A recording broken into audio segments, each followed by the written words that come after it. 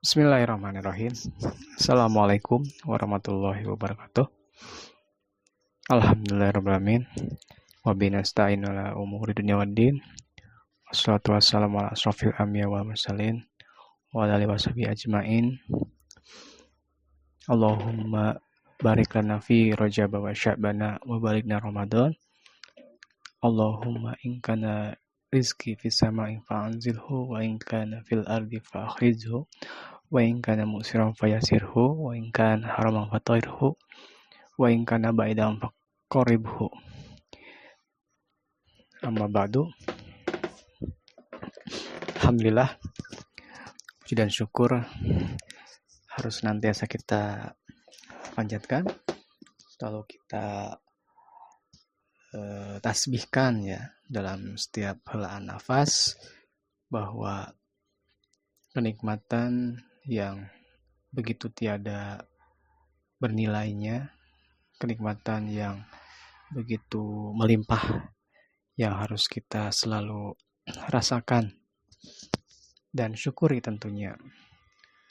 Bagaimana kita bisa melanjutkan rutinitas, melanjutkan kehidupan dengan berbagai ridho ya, dengan berbagai karunia dari Allah ya, dan itulah hal yang jangan sampai kita luput, karena kita ketika diberikan kenikmatan dan mampu untuk mensyukurinya, tentu nikmat itu akan bertambah. Namun ketika kita luput untuk bersyukur, bagaimana kita mengingkari berbagai macam kenikmatan yang telah Tuhan berikan kepada kita. Nauzubillah, jangan sampai kita mendapatkan azab yang sangat pedih ya. La in syakartum la'azidannakum wa la in kafartum inna adzabi lasyadid. Ya, jadi di perkuliahan mata kuliah pendidikan ilmu sosial ini kita mulai akan masuk ya ke materi. Alhamdulillah, hari ini kita sudah memasuki bulan Sya'ban yang merupakan bulan bulan sebelum datangnya bulan suci Ramadan, bulan mulia yang tentu umat muslim nantikan kedatangannya. Bagaimana dengan kehadiran bulan tersebut, kita akan diberikan kesempatan untuk mendapatkan berbagai macam nilai-nilai pahala yang begitu melimpah ya. Nah, tentu kita harus mempersiapkannya. Terlebih kita di waktu pagi ini ya, di waktu yang sangat begitu mulia juga ya. Waktu pagi hari ya merupakan waktu yang banyak keutamaan. Pagi hari yang Imam Ghazali itu sebutkan adalah waktu yang betul-betul mulia untuk bisa kita beribadah ya, bisa kita mencari rizki, bisa kita thalabul ilmi ya, menuntut ilmu. Dan itu adalah waktu yang harus kita manfaatkan tentunya. Ya, dalam pengantar tadi kita berdoa bahwa ketika kita mengharapkan rizki yang begitu melimpah ya Allah sediakan di muka bumi ini, tidak hanya rizki berupa materi saja, tidak berupa uang, kekayaan ya. Rizki itu kadang kita hanya memandang hal yang memenuhi kebutuhan materi. Namun rizki itu apa yang bisa membuat kita hidup bahagia, hidup kita bisa lebih bermakna, kita berada dalam lingkungan yang aman, ya, yang harmonis, jauh dari peperangan, itu adalah rezeki yang tidak berupa materi, ya. Karenanya kita harus terus bersyukur atas berbagai macam rezeki yang kita dapatkan, ya. Kalau kita masih beranggapan bahwa kita belum mendapatkan rezeki dalam doa setiap waktu duha, kita kan selalu mengharapkan ya bahwa ketika rezeki itu berada masih di langit, maka turunkanlah. Ketika rezeki itu masih berada di dalam bumi, maka ya kita meminta untuk mengeluarkannya. Dan ketika kita masih disukarkan, ya, kita ingin dimudahkan dalam mendapatkan rezeki itu. Dan ketika ada beberapa rezeki yang masih mengandung hal yang haram, ya kita meminta untuk mensucikannya kepada Allah, ya. Dan ketika rezeki itu masih jauh, ya, kita meminta untuk bisa mendekatkannya, ya. Itulah betapa banyak ikhtiar yang bisa kita lakukan, apa yang kita mintakan kepada Tuhan, ya. Sejatinya manusia itu sangatlah betul-betul lemah, tidak ada daya, tidak ada upaya, ya, la haula wala quwata illa billah, ya, selain atas pertolongan Allah Subhanahu wa taala tentunya. Nah, jadi kita ya teman-teman khususnya di semester 6 yang akan menginjakkan beberapa semester lagi, ya, beberapa bulan lagi di tahap akhir, di tingkat akhir, ya, dari sekarang tentu ya bertawakal, berikhtiar bagaimana kita berserah diri, ya. Selain kita tentu berikhtiar, tidak ada sekuat apapun yang mampu menghalangi kekuasaan Tuhan, ya, ketika Dia berkehendak. Artinya meskipun kita dipandang makhluk yang lemah, tapi ketika Tuhan berkehendak, Allah memberikan kekuatan, ya, kepada kita untuk bisa menyelesaikan tugas akhir, menyelesaikan studi. Nah, maka tidak ada kekuatan apapun yang bisa menghalangi itu semua. Makanya dari sekarang ya teman-teman, selain untuk membekali diri dalam menyelesaikan tugas akhir, ya, belajar, ya, memenuhi nutrisi lahir, ya, secara makanan, ya, dijaga jangan sampai hal-hal yang membuat sakit, ya, karena nanti khawatir terbengkalai untuk tugas akhirnya. Kemudian ya dari segi materi keilmuan, teman-teman bekali, pelajari kembali berbagai macam hal yang mendukung, ya, untuk tugas akhir. Dan tentu kita sebagai umat Islam meminta pertolongan kepada Yang Maha Kuasa, ya, atas segala usaha ikhtiar kita tentu bisa mendapatkan hasil terbaik. Kadang apa yang bisa kita lakukan tidak sesuai harapan, ya, tetapi niscaya itu adalah yang terbaik bagi Tuhan, ya. Apa yang kita rasa itu kurang baik, tapi niscaya itu adalah yang terbaik, ya, menurut Allah. Nah, jadi di pertemuan kali ini, ya, Bapak akan menyampaikan sedikit beberapa materi tentang sesuai judul ini, pengertian, tujuan, karakteristik, dan hakikat pendidikan IPS, ya. Jadi tentu adalah dasarnya atau fondasinya teman-teman akan mempraktikkan bagaimana ilmu sosial atau social science itu ke dalam suatu pembelajaran.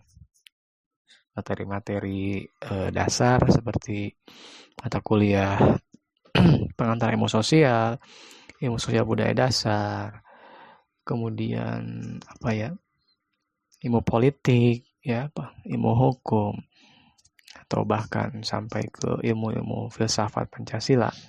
Itu adalah penunjang bagaimana pendidikan ilmu sosial ini harus disampaikan di bangku persekolahan. Dan tentunya kemampuan ataupun pengetahuan ilmu sosial saja tidak cukup ya untuk bisa disampaikan di sekolah.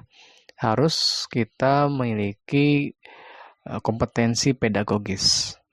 Dalam 4 kompetensi yang harus dimiliki oleh seorang guru profesional, ada keterampilan atau kemampuan pedagogis. Ya, itu adalah bagaimana keterampilan seorang guru dalam memahami, dalam hal bisa menguasai suatu proses pembelajaran di sekolah.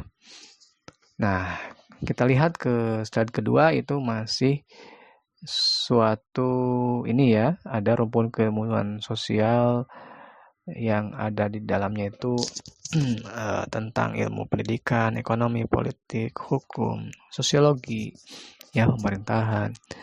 Itulah concern ilmu sosial secara umum.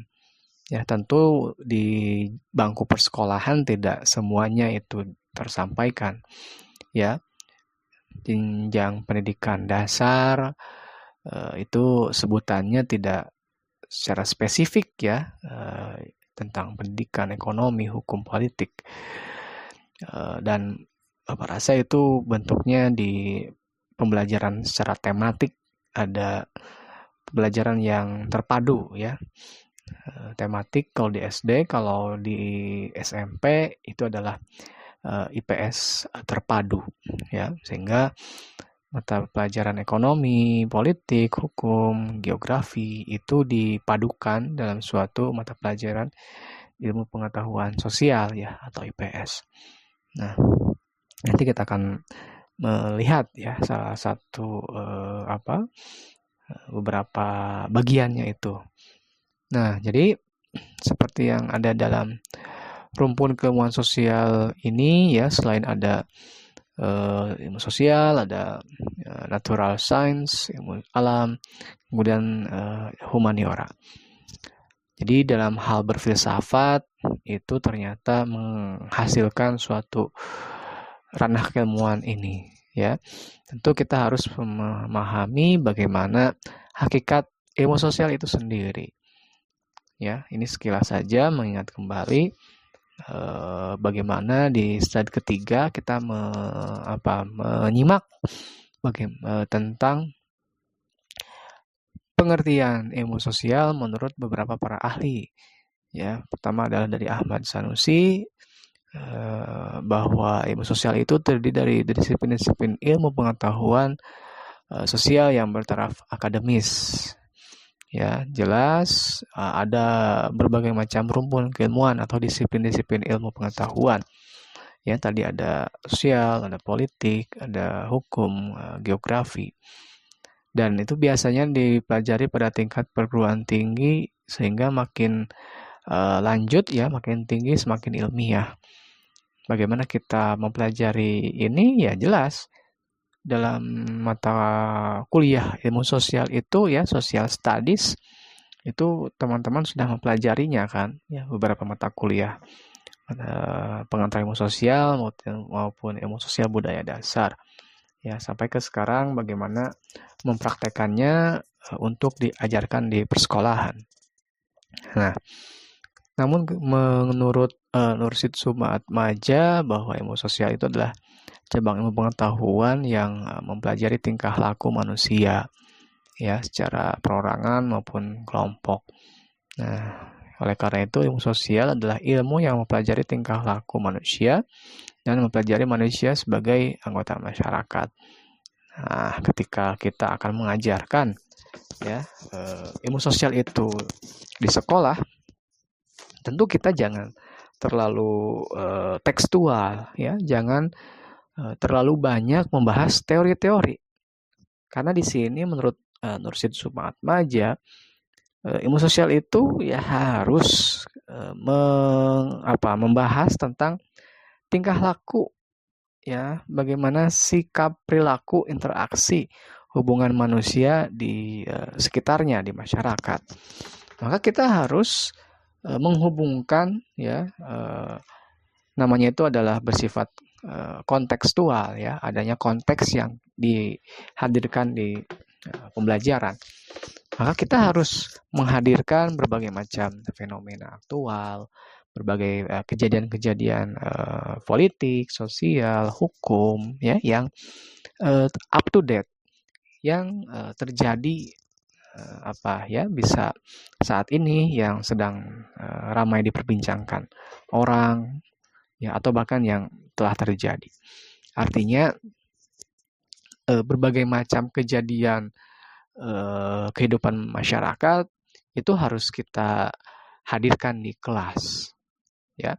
Nah, jadi tidak hanya selalu membahas tentang teori-teori dalam dari buku gitu. Nah, ketika kita melihat bagaimana hal itu bisa terwujud gitu, ya, maka di slide keempat kita melihat ada berbagai macam aspek perilaku manusia, ya, dalam hal ekonomi, adanya suatu sikap mental, ya, ataupun suatu kebudayaan yang menjadi kebiasaan di masyarakat, itu adanya suatu hubungan sosial antar satu sama lainnya, dan ini akan menghasilkan suatu studi kasus tentang aspek-aspek tingkah laku manusia, ya, di mana setiap bidang keilmuannya itu hanya mempelajari satu aspek. Nah, inilah yang disebut dengan ilmu sosial.